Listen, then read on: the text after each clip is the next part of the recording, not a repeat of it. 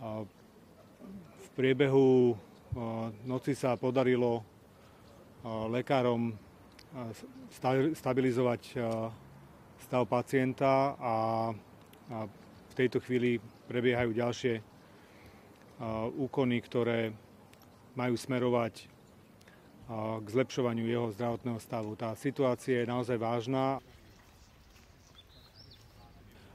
Odchádzam teraz práve do Bratislavy, kde je zvolaná mimoriadna bezpečnostná rada spolu s mimoriadnym zasadnutím vlády, po ktorom vás takisto budeme podrobne informovať o všetkom tom, čo sa stalo, aké sú nové informácie a čo môžeme podať ďalej. Len chcem vás ešte raz poprosiť, aby sme dali dostatočný priestor našim lekárom, aby mohli si plne vykonávať svoju prácu